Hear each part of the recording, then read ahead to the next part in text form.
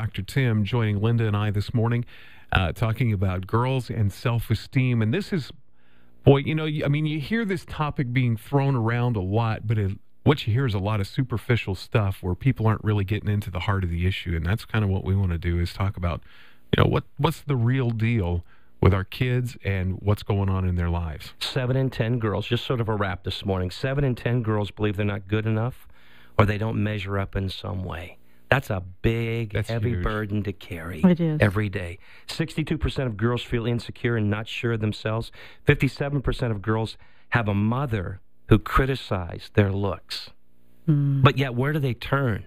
Who do they turn to? A lot of them try to turn to their peers, who, by the way, tend to be very vicious. And it's confusing, and it gets complex. But what are some of the causes leading to low self-esteem? Why do kids start feeling badly about themselves? Appearance is, first of all, a big issue. That phase where everything starts changing in your body, and you're growing up. That's right. Okay? And again, we talked about weight issues. A lot of kids dealing with weight issues. It leads to the second area. Peers are a huge influence in our view of self. Okay? Because really what's going on, first of all, developmentally, we're asking questions like, who am I? How do I fit in? Am I important? Am I significant? Do I have any special gifts? Is there anything unique about me? And as they go there, one of the things we have to realize is kids are really brutal. And a lot of it relates to growing up in homes where parents aren't necessarily there for you. Right. A lot of these kids don't get any value from mom and or dad. Unrealistic expectations, the demands of our day. I mean, it keeps going up and up and up and up and up. And it's hard for kids to measure up. And they get rejected by, say, someone that they like, a boyfriend or girlfriend. Right. You guys have no idea how complicated that gets. For kids who don't feel like they have any value, they get into a relationship and it's everything to them. Maybe they're not connected at home, whether it's real or perceived.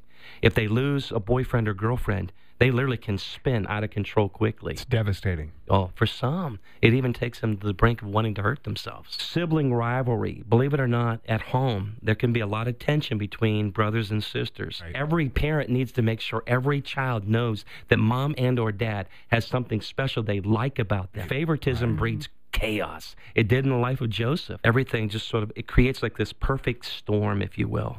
Gets to a place where kids feel like, you know what, it doesn't make sense. And then what they'll do is, nature hates a vacuum and so does a child's soul. They'll rush to fill it with anything. And so kids then start medicating it with anything that's around them. That's why they start going into behaviors that don't make sense. What does this come back to? Believe it or not, even in the teen years, the number one thing that still makes kids happy is an emotional connection with their parents.